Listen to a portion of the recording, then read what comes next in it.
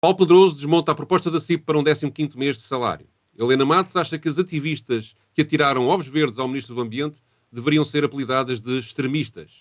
Cecília Meireles, do CDS, receia que com a existência de mais partidos no Parlamento, como aconteceu agora na Madeira, seja difícil governar o país. Estes são os temas para o debate desta edição dos Comentadores, onde Nuno Ramos de Almeida, Paula Cardoso e eu, Pedro Tadeu, analisam ainda um artigo do diretor do Jornal Expresso, João Vieira Pereira, que anunciou que vai participar na manifestação contra o estado da habitação. Os Comentadores. Eles analisam, eles debatem, eles opinam, eles influenciam, eles discutem, eles ensinam, eles divertem, eles manipulam. Eles viciam a República.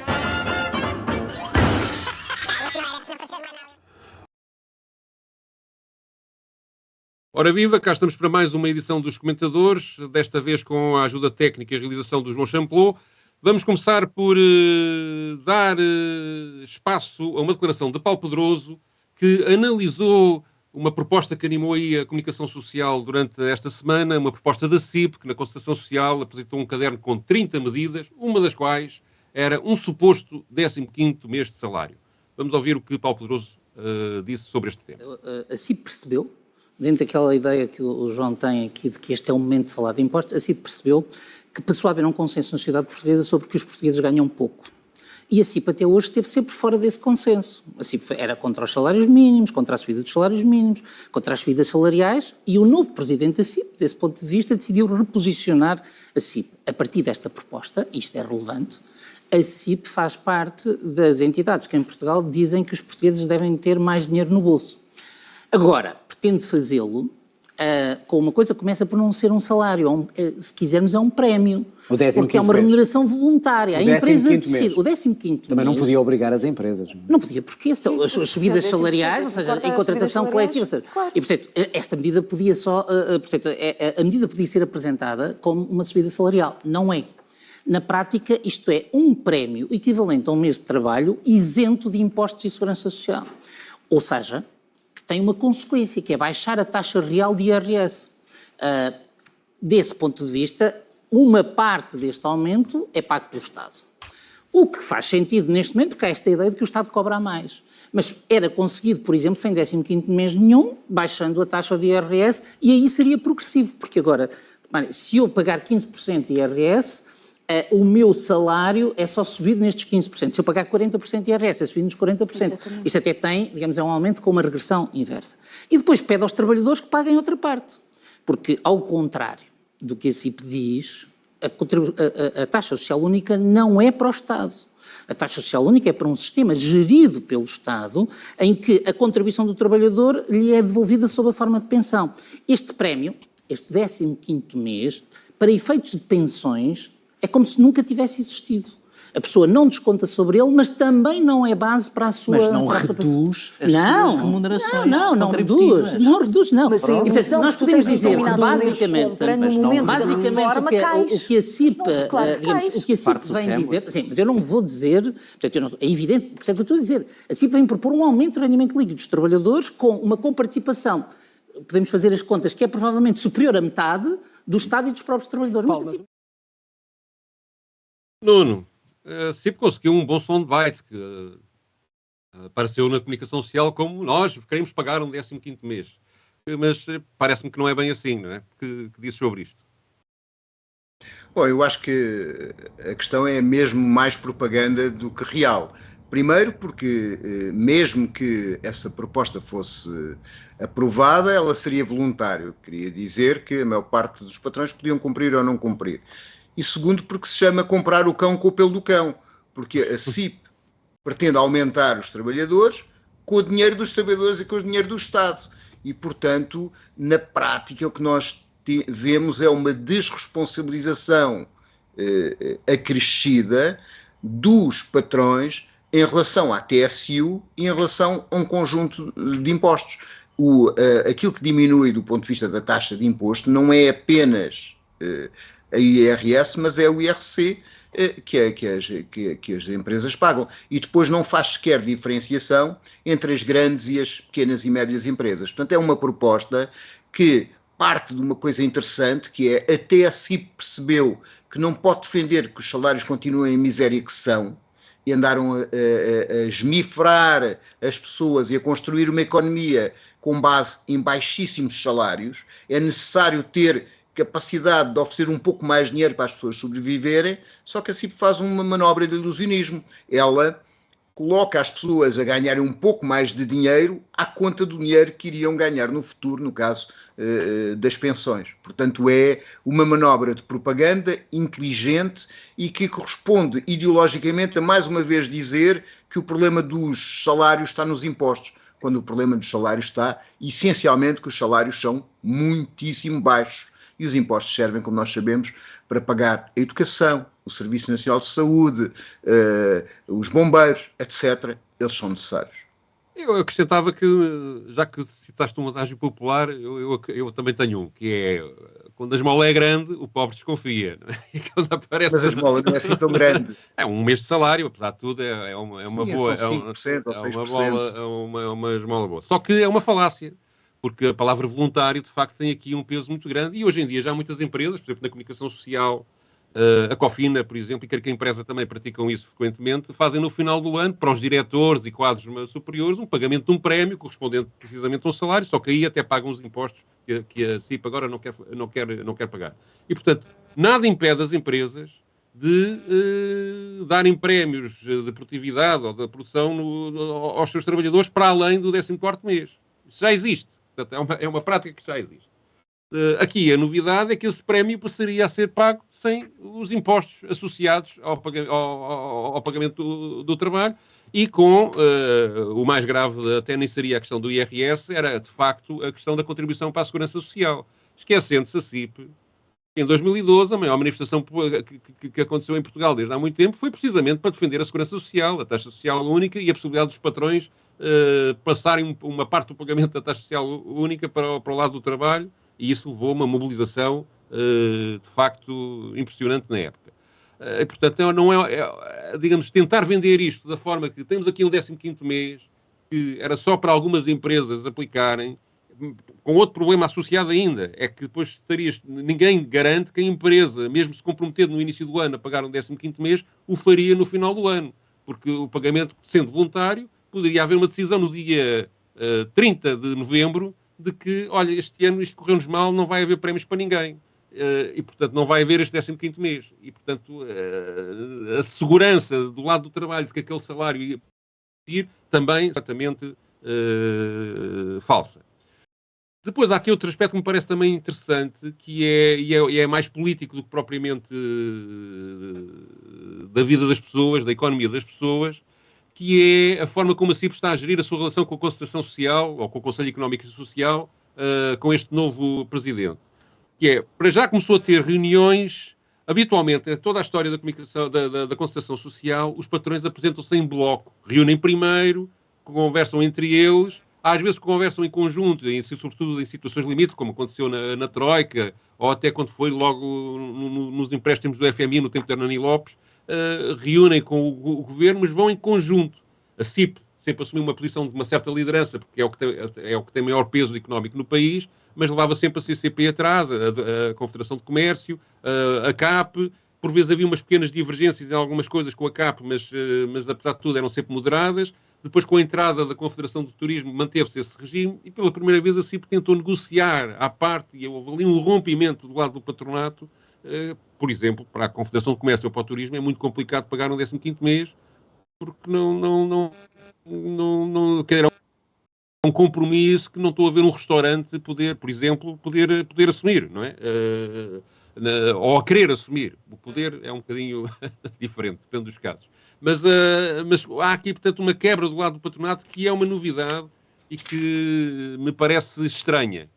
Por outro lado, há também esta questão deste 15º mês escondeu as outras propostas da CIP, que aliás no início nem as revelou, só revelou esta, as outras 29 propostas associadas a este pacote, que muitas delas prejudicam o lado do trabalho, não é? E, portanto, sobretudo na área fiscal, há de facto aqui uma tentativa de criar uma brecha, finalmente uma brecha, no lado das contribuições do patronato para a Segurança Social, abrir, digamos, uma primeira abertura de entendimento em que não seria obrigatório pagar salários sem associar esse pagamento de salário ao pagamento da Segurança Social, e isso depois no futuro iria servir de base para provavelmente outras tentativas de redução da contribuição patronal, e aparecem medidas de redução de impostos que favorecem as empresas e não favorecem o lado do trabalho. E, portanto, isto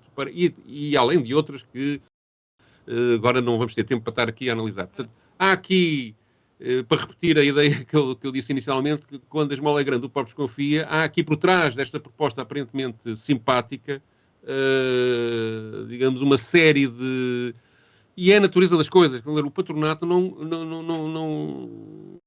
é o facto de serem boas ou más pessoas, não é isso que está em causa. O patronato defende os seus interesses. Aqueles senhores foram eleitos para defender os interesses do patronato. É esse o trabalho deles. É isso que eles têm que fazer. E, portanto, quando aparecem com um discurso que aparenta ser em defesa dos trabalhadores, acho que, de facto, é de desconfiar e ver bem os detalhes, porque é nos detalhes que está o diabo.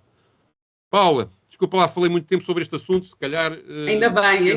Sequei um bocadinho, mas o que tens a dizer sobre este tema? Não, eu acrescento aqui, já que estamos aqui com os adágios e com papas e bolos, não é? Enganam-se os tolos.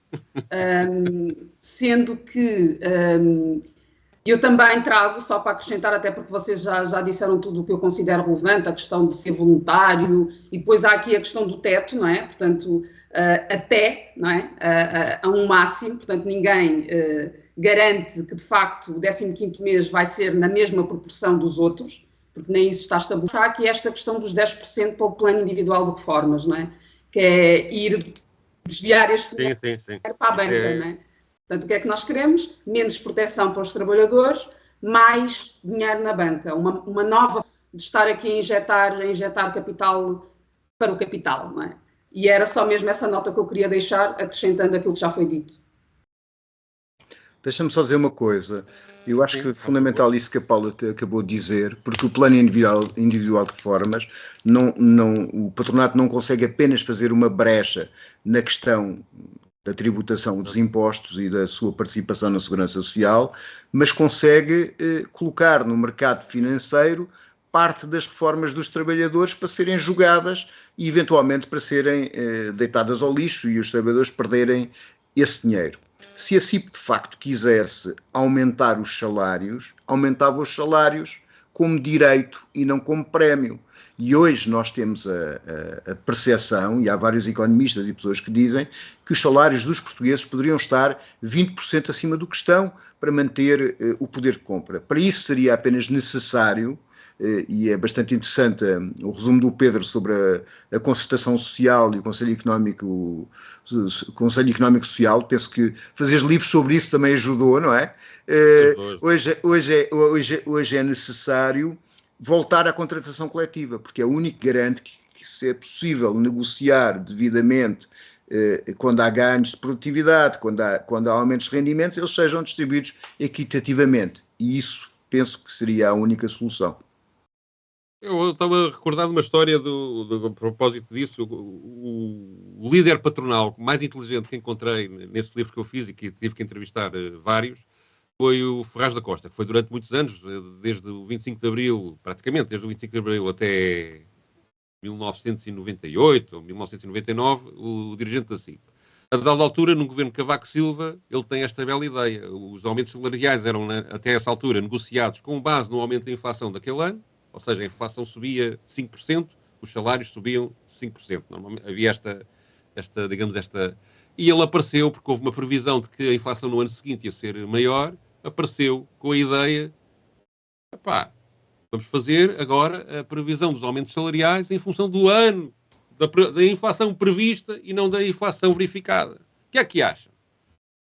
O Cavaco Silva, segundo ele me contou, disse: eu não acredito que você consiga convencer os sindicatos a assinar uma coisa dessas. Não, mas deixe-me falar com eles e tal. Está bem, avance lá e tal.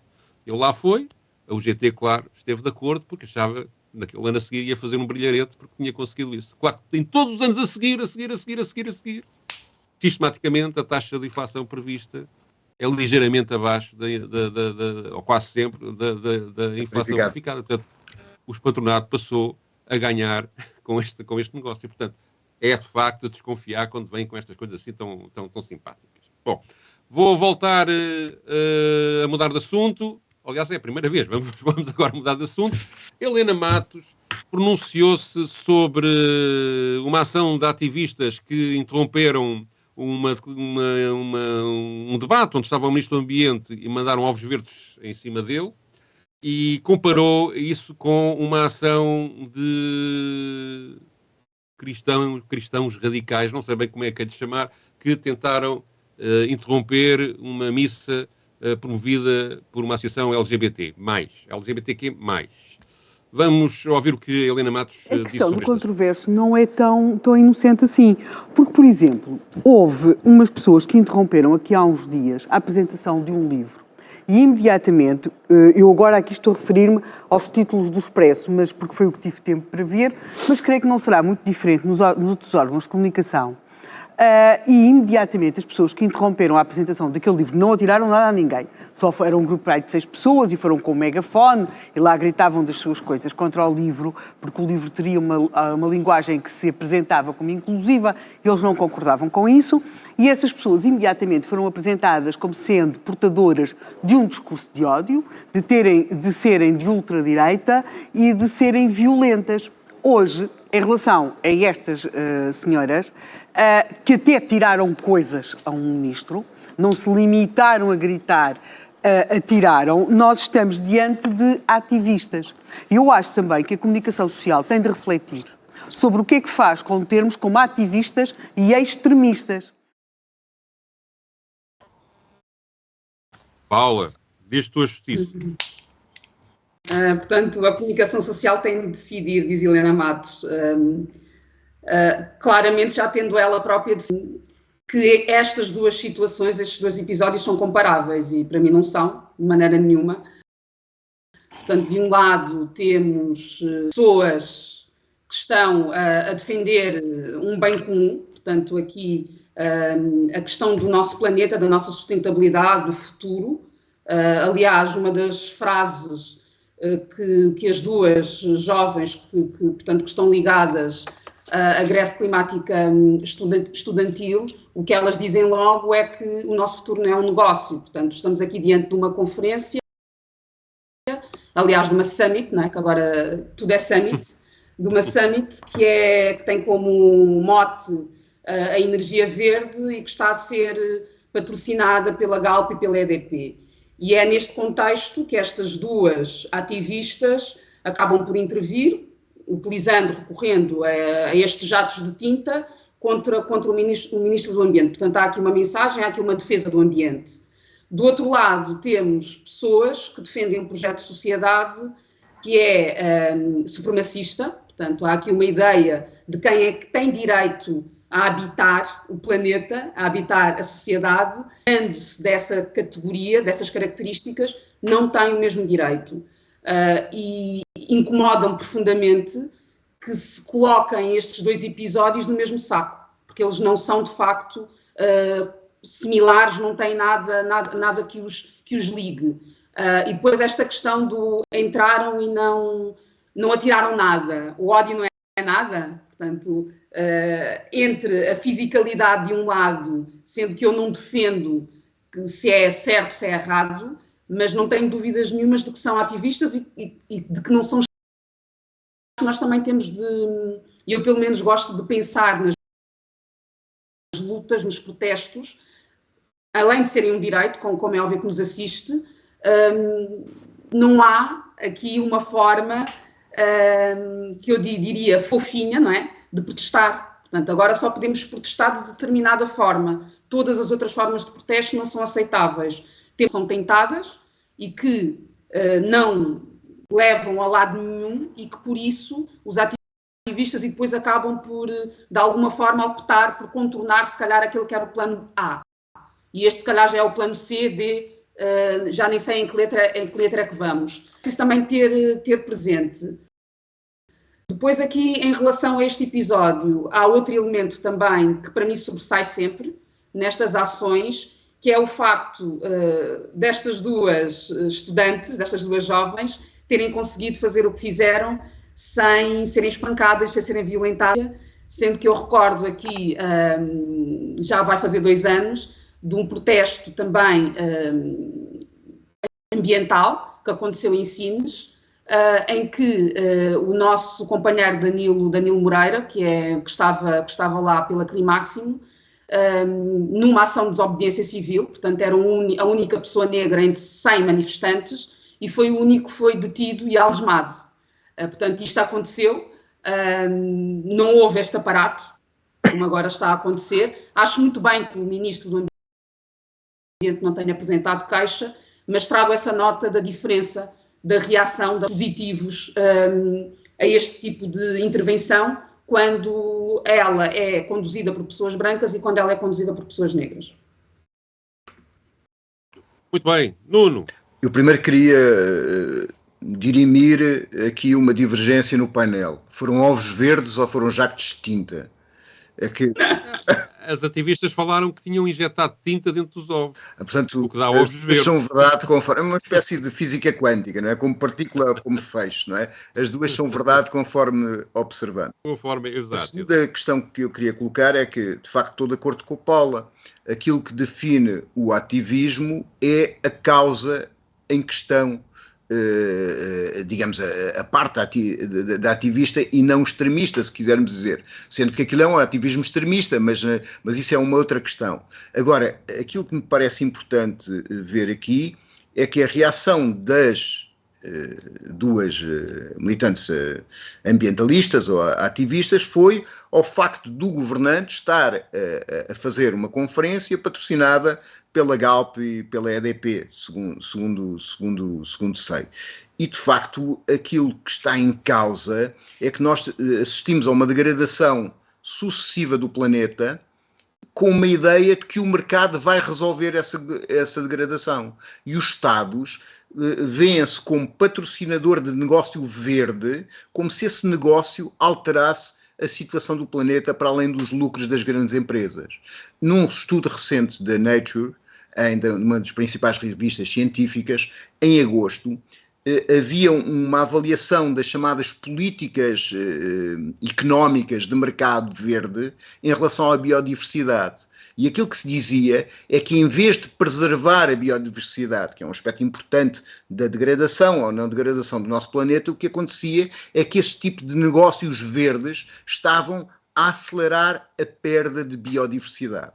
Isto é, a ideia de que só há atuação quando há lucro nesta matéria estava a destruir o planeta em vez de o conservar. Portanto, os Estados, perante esta situação de catástrofe, perante esta situação de termos um planeta que está a piorar e que pode chegar a uma situação irreversível, têm que ter uma ação social e uma ação impositiva. Não podem fazer isto como se isto fosse uma questão de lucro. Eu penso que esta é a questão que está subjacente à intervenção de Helena Matos, porque Helena Matos diz que esta gente horrível quer acabar com o nosso nível de vida. Ela não diz, com a nossa, não diz nesta intervenção toda ela tem essa parte. Diz que as pessoas deviam saber o que é que estas propostas que as pessoas fazem levariam à vida das pessoas. E depois tem aquela metáfora imbecil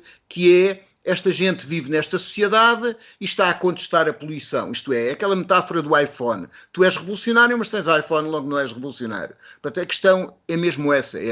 Se cada chinês tiver um carro, provavelmente a libertação de dióxido de carbono, se os carros forem a energia fóssil, fará uma alteração dramática na poluição. Portanto, aquilo que está em causa é que, para preservarmos o planeta, nós temos que ter um outro modelo de desenvolvimento. E esse modelo de desenvolvimento tem que ter em causa, tem que fazer contas que há quem polua muito, os mais ricos têm que poluir menos, e os mais pobres têm que haver uma distribuição equitativa desta questão da poluição, que não é feita pelo mercado, que apenas faz a desigualdade. Portanto, aquilo que eu queria dizer, no fundo, foi chato para o ministro ficar com o fato verde, mas a violência da poluição é extraordinariamente maior do que a ida à lavandaria. e, de facto, os governos, nem o governo português, não estão a fazer o suficiente e o necessário para conseguir minorar os problemas que aí vêm. Ora bem, eu vou focar na questão da correção da linguagem que Helena Matos exige aos jornais sobre este assunto. Porque ela, portanto, a tese dela, desde bocadinho que passámos aqui da declaração dela, era de que tratam lá os nacionalistas cristãos como extremistas e estes ativistas são bem tratados pela comunicação social. E citou a notícia que ela disse que leu, que era uma notícia do Expresso. Eu fui ver a notícia do Expresso. O que é que a notícia do Expresso diz? Sobre a questão do LGBTQ+. Aquela manifestação contra a missa. Não é missa, é um livro. O lançamento do livro. Mas foi numa igreja, não foi? Ou foi não, na missa? A igreja foi durante o Papa, da vinda do Papa. Está-se a meter... Évora, não é? É um livro infantil. Não. Eu penso, livro infantil não tem... Não, estou a confundir, sim, tens razão. Tens razão. Procurei, vi isto mal. Tens razão. Isto foi na Jornada Mundial de Juventude, mas por acaso, de qualquer maneira... Foi agora, na semana passada. Não, isso foi na Jornada Mundial da Juventude, sim. Sim. O livro... Mas por acaso aqui como é que esta notícia é tratada? Reparem bem, por Cristo valerá sempre a pena. Alguns invasores, não são extremistas, estiveram na apresentação do livro infantil, estiveram nos... A notícia aqui que compara uns com outros. É isso. Afinal, a notícia está certa. Portanto, este livro diz que as pessoas que estiveram neste lançamento do livro são as mesmas que estiveram, ou uma parte delas, as mesmas que estiveram. Mas aqui o ponto é a linguagem que é utilizada. Não utilizam a palavra extremistas.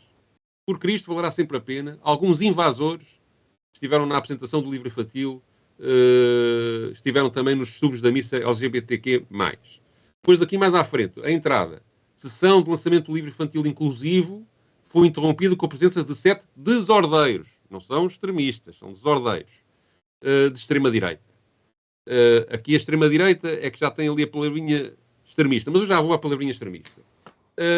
Depois, ainda mais à frente, 7 pessoas caracterizadas como nacionalistas. Portanto, mais correção de linguagem que isto não há. Portanto, ou ela viu as palavras que disse que viu noutro jornal, ou transleu, ou já ela própria interioriza quando lê aquilo que ela pensa sobre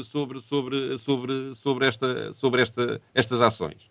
E que é uma tentativa de equiparar algo que, como a Paula explicou claramente, que é algo que, digamos, que promove o ódio, contra algo que tenta promover uma melhoria geral da sociedade, óbvia, dada a situação em que o planeta está. E, portanto, são coisas que, digamos, comparar uma coisa com a outra e pôr no mesmo saco e na mesma qualificação é, de facto, logo à partida, uma análise completamente injusta e distorcida. Mas mesmo a palavra extremista, eu não me importo nada que me chamem extremista. Realmente, há uma extrema necessidade de defender o planeta. Há uma extrema necessidade de modificar o funcionamento da economia, sobretudo a parte produtiva, mais do que o consumidor, porque, infelizmente, depois as curas para esta doença que o negócio anda a impor é que o consumidor faça reciclagem, o consumidor deixe de poluir, quando, digamos, o problema principal está do lado da produção. Mas, enfim, eu não me importo nada que me chamem extremista neste tipo de coisas, porque o extremismo, dada a situação que o planeta está, é igual a bom senso. Quer dizer, o bom senso é que nós precisamos sobreviver como humanidade e, portanto, precisamos de alterar a forma de funcionamento e é extremamente necessário que isso seja feito rapidamente. Por outro lado, há aqui também outro problema, que é, de facto, os ativistas só conseguem, como a Paula também referiu, só conseguem chamar digamos, que a comunicação social tenha atenção séria sobre os assuntos que eles levantam quando fazem ações extremamente mediáticas. E o ser extremamente mediáticas implica que elas tenham uma dose de espectacularidade. Eu fui, há muitos anos, quando tinha 19 ou 20 anos, militante dos Verdes. E a primeira vez que consegui uma capa de jornal foi ao simular uma invasão de marcianos na praia do Estoril.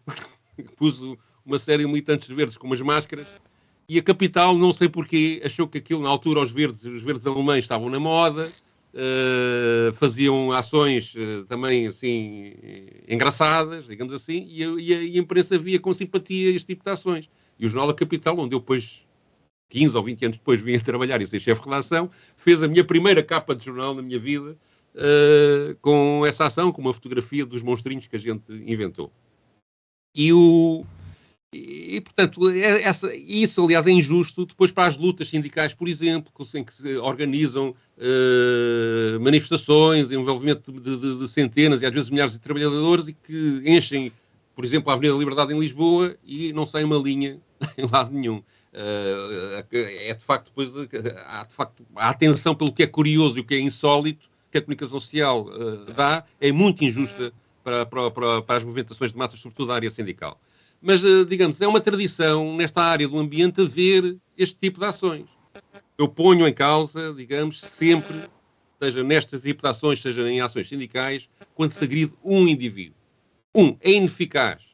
Quando se agride um indivíduo, mesmo que seja dar ovos para cima de uma pessoa, inocente do ponto de vista de não magoa, não é só ridicularizar, uma tentativa de ridicularizar a pessoa ou de chamar a atenção para um assunto, mas, digamos, quando se foca tudo num indivíduo, põe-se de parte o foco principal da questão que, aliás, as ativistas levantaram quando falaram, que é como é que é possível a Galp, nomeadamente a Galp, estar a patrocinar uma coisa de defesa do ambiente, mais até que a EDP.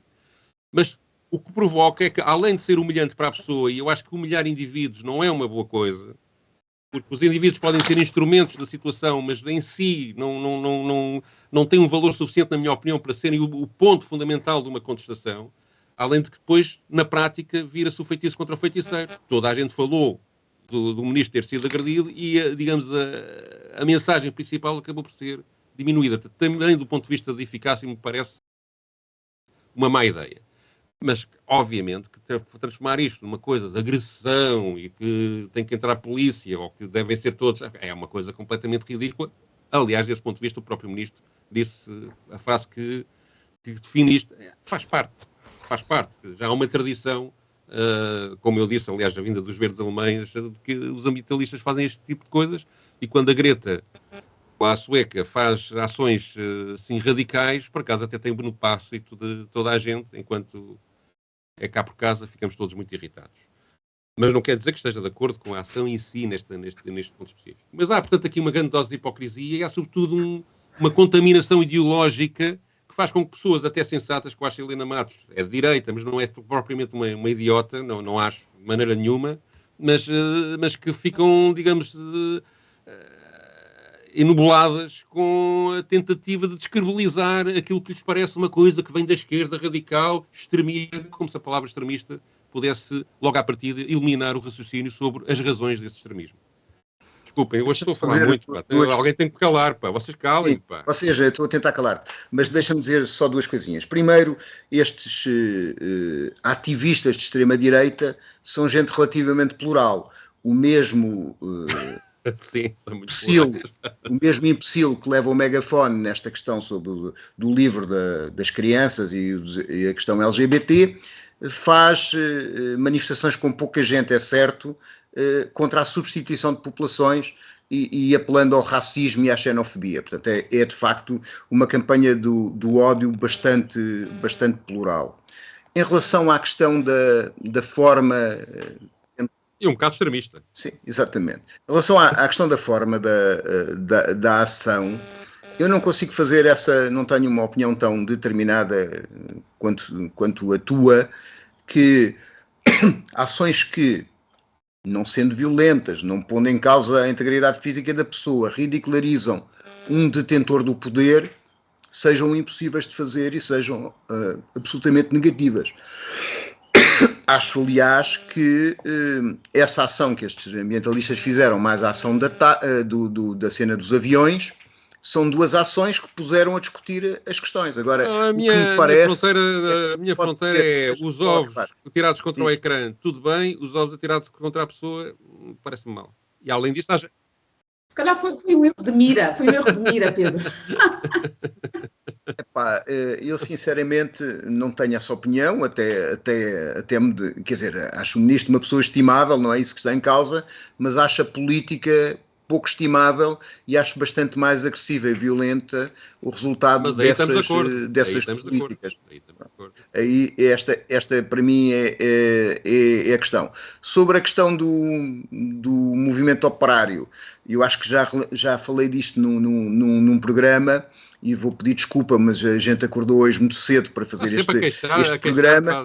Acordar cedo, pá. Sempre a queixar de que acorda cedo. Sim. Estou. Antes do meio-dia é cedo. Mas a dizer que, enfim, quase nos anos em que o Pedro fazia de marciano, eu organizei uma manifestação de loiras para se ver uma certa desvio da comunicação social para um certo sensacionalismo e um certo notícias sexy em relação àquilo que são de facto os conflitos sociais normais que a comunicação social raramente cobre. Havia, aliás, uma estatística que dizia em França quantos dias tinha que durar uma greve para ter uma notícia no Le Monde, e eram bastantes. Paulo, ainda queres acrescentar uma coisa ou passamos à frente? Não, é aqui nesta questão dos ativismos, só também dar aqui, para trazer aqui a nota, que as palavras que usamos de facto têm a sua importância e isso é evidente, mas eu já vi o neonazi Mário Machado ser classificado de ativista nacionalista, portanto, a partir daí... Muito bem, vamos ainda tratar de outro assunto que é proporcionado por uma declaração de Cecília Meirelles, CDS, que em relação aos resultados eleitorais que se registaram nas eleições regionais da Madeira, comentou que agora aqui em Portugal e por toda a Europa há cada vez mais pequenos partidos, não sei se ela utilizou a expressão extremistas, ou populistas, já não me lembro, agora tenho que ouvir a frase, e que isso é perigoso porque torna cada vez mais difícil governar os países. Vamos ouvir. Mas a fragmentação é muito, muito impressiva. Nós passamos de um Parlamento Regional com 5 forças políticas quase para o dobro. Passamos para 9 forças políticas. E eu acho que é uma tendência que não é apenas regional, acho que é nacional. Aliás, acho que é mundial, eu diria quase. E isso é das coisas que vale a pena parar, para além da questão de se é com o PAN, se é com o PAN e com a IL, se era só com a IL, para além dessa questão, que eu acho que é eminentemente depois da arquitetura de medidas regional, há aqui uma questão. Eu sempre fiz parte de um partido que não era um dos 2 partidos de alternância de poder, era um partido mais pequeno e sempre acreditei que os governos de coligação são bons para as populações, que acaba com, um governo será melhor se incorporar mais vozes e se for o resultado de um consenso entre essas vozes. O que eu acho que está a acontecer aqui e que está a acontecer em Portugal é uma coisa um bocadinho diferente. Nós estamos a entrar num sistema de fragmentação tal e de existência de tantos partidos que estamos a chegar quase a situações de ingovernabilidade. E eu tenho, não tanto pelo que vejo na Madeira, mas tenho receio que isto aconteça em todo o país. Às tantas, há uma tal dispersão de partidos que se torna muito difícil constituir governos. E, sobretudo, a criação de partidos que são quase de protesto puro, que não têm nenhuma ambição de constituir governo e de, por aí, mudarem a vida das pessoas, é uma coisa que é um fenómeno que eu acho que é o que mais salta aos olhos no meio disto. Eu percebo que é moda, acho que está a acontecer em todo lado, mas eu acho que isto é o lado errado da história e acho que a história vai comprovar que estes partidos vão conhecer um pico, mas também vão conhecer o seu fim. Ora bem, eu sobre isto queria fazer só um breve comentário, até porque o programa já está a ficar longo. É evidente que há aqui um problema, que é o CDS está a desaparecer e a Cecília Meirelles, ao dizer isto, está a lembrar-se dos bons tempos em que o CDS conseguia negociar com o PSD a sua entrada no governo, porque não era um partido igual aos destes partidos que ela diz que são só de protesto. Não, realmente não era de protesto, era um partido que, pelo contrário, colaborava imenso para poder chegar ao governo. A questão da governabilidade, eu estou de acordo com ela quando ela diz que é muito bom, vê-se pela maioria absoluta que temos hoje em dia, quando há várias forças políticas que se entendem para formar um governo, há pelo menos uma moderação de algumas medidas mais negativas, embora no fundo o sistema continue sempre igual, mas há uma moderação, um debate público e um escrutínio que é muito mais eficaz do que com maiorias absolutas, como é o caso hoje em dia. Mas, digamos, começar a criar uma argumentação para, mais tarde, politicamente, se conseguir validar uma tentativa de estreitamento do espaço político e da diversidade política, é um caminho que agora pode parecer muito simpático, porque a acusação parece só dirigida para o chamado populismo de direita, mas que mais tarde depois se virará também para o extremismo de esquerda, não é? Portanto, não me parece nada que este tipo de afirmações tão aparentemente inocentes não possa dar mau resultado quando começam a ser alimentadas aos poucos, reproduzidas por várias pessoas e depois começam-se a criar situações como as que levam, por exemplo, ao domínio que hoje em dia existe, em que numa sociedade supostamente democrática já se permite censuras de jornais ou proibição de jornais desde que não sejam, como é o caso dos jornais russos e das televisões russas por causa da questão da guerra. Portanto, começa-se a querer impor linguagens mais apropriadas no discurso político, começa cada vez a haver um aperto que, com base em boas intenções, acabará por criar-nos um inferno ideológico se não tivermos atenção a este tipo de discursos. Quem quer falar? Posso falar eu? Eu queria dizer 3 coisas. Primeiro, mesmo neste debate das linhas vermelhas, a Catarina Martins responde à Cecília Meirelles, lembrando de que, tirando o período de uma certa bipolarização dos votos na eleição anterior, na Madeira até já houve mais partidos com representação parlamentar, ou tantos partidos com representação parlamentar. Sim. Isso é uma decorrência do sistema eleitoral da Madeira ser diferente do sistema eleitoral em relação ao continente. Isto é, há uma proporcionalidade maior para haver representatividade das várias ilhas, e o que faz com que forças políticas que têm votos elejam, e aqui no método D'Hondt privilegia as forças com mais votos. Segunda questão, o lado errado da história, e só é importante quem é governo. Isso é absolutamente redutor da política, muito mais redutor até numa altura em que os governos pouco mais fazem que administrar aquilo que a União Europeia diz. De facto, está por provar que partidos de protesto não façam transformações culturais, sociais e políticas relevantes.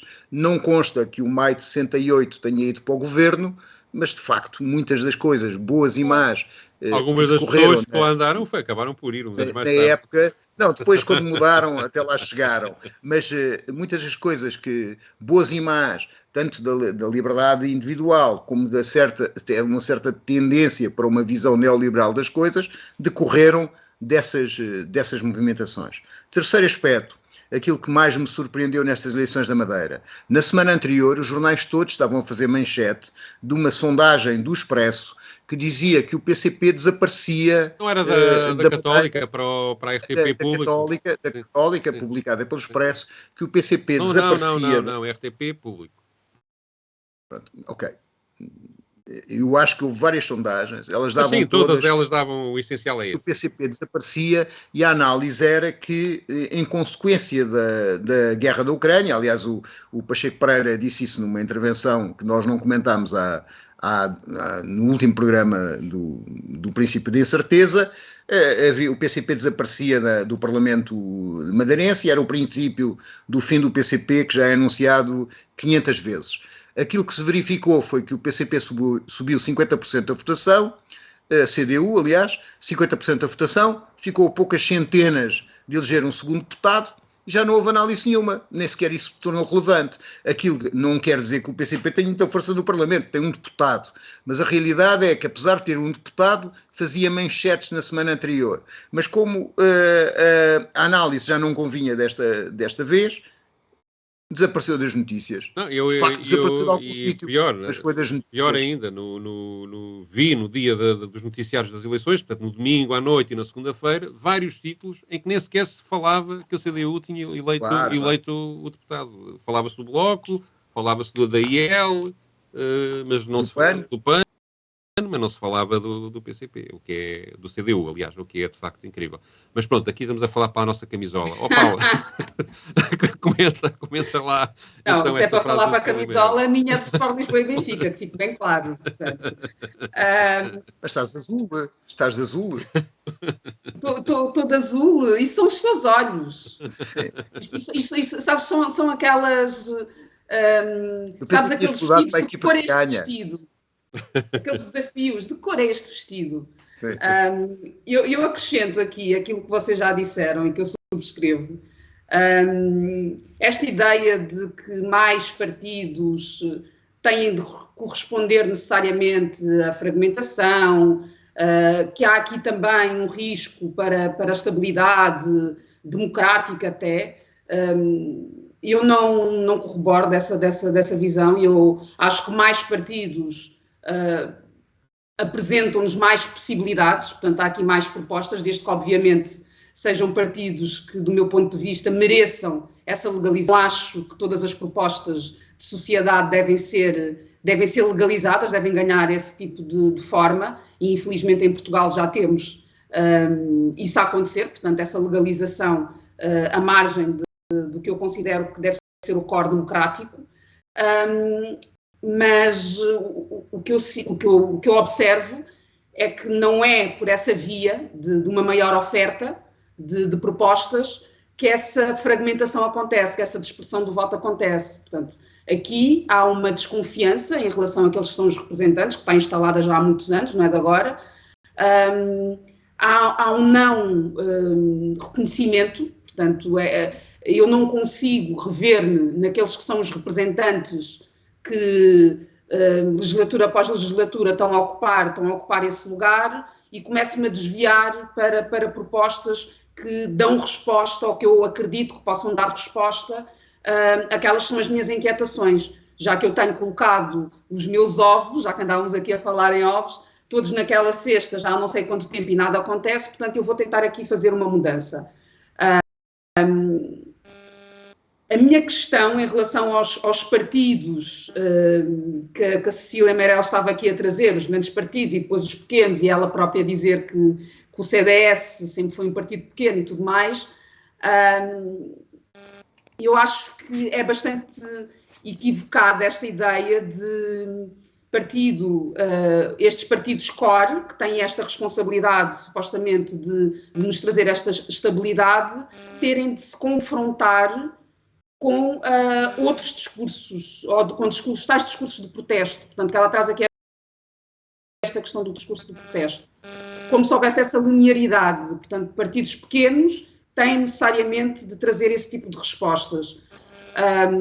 O que eu sinto é que a política partidária, aqui falando também num princípio que eu defendo, e tenho aqui esta declaração de interesse, portanto, eu faço parte de uma associação que quer que as Assembleias de Cidadãos sejam reconhecidas como uma ferramenta ao serviço da democracia, como democracia representativa, e para mim esse tem de ser um dos caminhos.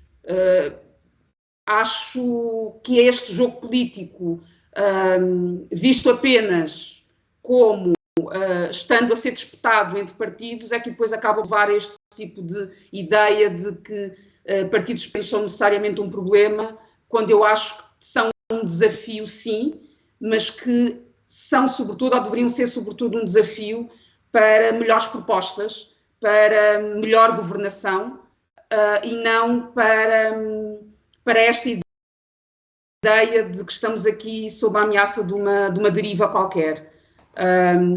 E depois também trazer aqui a nota que esta ideia de que partidos pequenos nunca podem chegar, não é? Nunca podem chegar ao poder, portanto é equivocada também, isso já vem acontecendo noutras realidades, de partidos minoritários conseguirem nomear um primeiro-ministro justamente a partir desta dita fragmentação. Se acaba por ser uma governação com um caminho para fazer ou não, mas que é uma possibilidade, portanto, retirar a partida os partidos pequenos desse lugar também me parece. E só para terminar era mesmo isto. Não, aqui a gente não se pode esquecer que estamos a entrar num ano de revisão constitucional e que há propostas de modificações das leis eleitorais e que pode haver, com este tipo de argumentação, base para que os grandes partidos, atualmente grandes partidos, os que têm tido mais votos, negociem formas de alteração à eleição que permita que, como sucede, por exemplo, noutros países, como na Grécia, não é? Que um partido com 28% ou 30% de votos consiga governar como se tivesse a maioria absoluta. E, portanto, o perigo deste caminho, para mim, o perigo deste tipo de discurso é abrir-se a porta para esse tipo de alterações. Bem, mas vamos à nossa rubrica papel selado.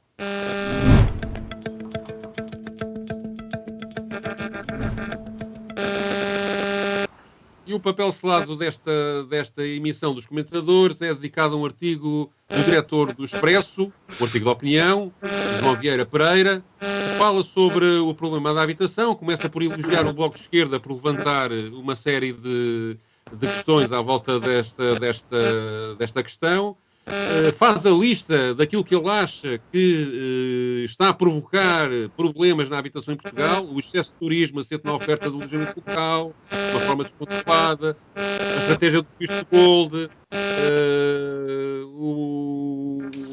os salários muito baixos, uma falta de política nacional e municipal de construção inteligente, tudo coisas que também eu subscreveria, e no final ele vai por aí fora e até diz que ele que participou, na única manifestação que participou, foi em 2012, precisamente aquela manifestação da taxa social única, não é? Está disposto agora a entrar na manifestação sobre o estado da habitação que se vai organizar este fim de semana. Bruno, que diz sobre este assunto? Primeiro queria corrigir 2 vezes o meu querido amigo Pedro Tadeu, dizendo que o 15 de setembro de 2012 não foi sob a taxa social única. Isto é, havia uma grande oposição era contra a Troika, Era uma manifestação contra a Troika, com um programa bastante mais amplo da questão da taxa social. Tu organizaste isso e estás a querer... Normalmente as pessoas de direita costumam resumir a manifestação essa e o 2 de março já não tinha taxa social. Toda a gente sabe que eu tenho um desvio de direita. Que era uma questão, eu não estou a dizer, normalmente os comentadores de direita tendem a resumir a questão da taxa social única. De facto houve uma revolta enorme com a ideia do Passos Coelho, numa altura que estávamos a levar cortes sucessivos, ainda querer que os trabalhadores pagassem a taxa social única dos patrões. Mas era o que se lixa a Troika. Era o que se lixa a Troika. Deixa-me acabar 2 segundos. Essa foi uma manifestação que não se resumiu a isso, embora tenha sido ajudada a sua mobilização em relação a isso. Sobre aquilo que diz o diretor do Expresso, eu acho que ele exagera a dizer que apenas o Bloco tem um conjunto de propostas em relação à habitação, mas parece-me que ele não dá as propostas todas. Um dos problemas que nós temos até hoje, e embora ele faça um conjunto de ideias que na prática podem espelhar isso, é que nós deixámos o mercado funcionar sozinho. Nós deixámos que a habitação fosse financiarizada e fosse uma espécie de jogo de esquema de Ponzi para grandes interesses de investimentos financeiros que não a habitação. Para transformar isso, necessariamente tem que haver uma política de intervenção do Estado, não só na construção, porque nós temos menos de 2% da construção, que é muito abaixo da média europeia, havendo até países ditos liberais, como a Holanda, que tem mais de 30%, mas também de retirar do jogo de mercado um conjunto de habitação. Isto é, não pode ser possível construir apenas para pessoas que vão comprar com 2, 3, 4 milhões de euros casas. Tem que só obrigar os construtores, num solo que é finito, numa capacidade de construção que é finita, que sejam obrigados a construir para outros mercados. E, simultaneamente, tem que haver um tabelamento dos preços, um tabelamento das rendas, que seja justo, mas que tenha este princípio. Nós, com o nosso ordenado, devemos poder comprar ou arrendar uma casa. A situação hoje existente, que é os ordenados são menores que as rendas, é impossível de sustentar. E, naturalmente, está a tornar-se tão notório que até o diretor do Expresso ou até a CIP, em relação a este aumento de salários, estão a perceber que isto também só vai também aumentando os salários, também aumentando os rendimentos de quem trabalha. E fico feliz que, embora não seja um partido eleitoral, que o diretor do Expresso dá uma manifestação. É uma coisa que me comove. É a segunda, quem sabe um dia a terceira. Paula, não há 2 sem 3, não é? Ainda bem que ficaste comovido, porque eu também fiquei, confesso, com esse encerramento de artigo. porque acho ótimo que vá. Aliás, não percebo como é que é possível não ir, tendo em conta o estado a que chegamos e ligando, não é, com o comentário que estávamos a fazer há pouco, esta questão da governação e o que de facto ameaça a governação, e para mim este distanciamento em relação às nossas necessidades, aquela que é a vida real, é que promove justamente, é que dá espaço, dá mais populismos, não é? De que estávamos a falar há pouco. Há aqui este elemento também ao longo do artigo, que é o referir à falta de vontade política, não é? Para intervir. Não é uma questão de não perceberem que o problema está lá, é uma questão de quanto se lucra, não é? A partir deste problema.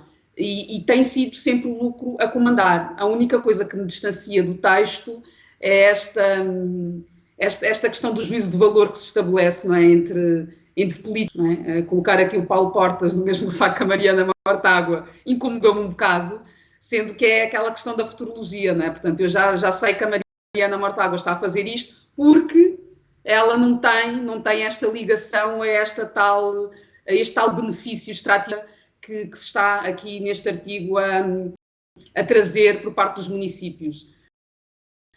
Mas concordo com o sentido do texto, porque é mesmo isso que está em causa, não é?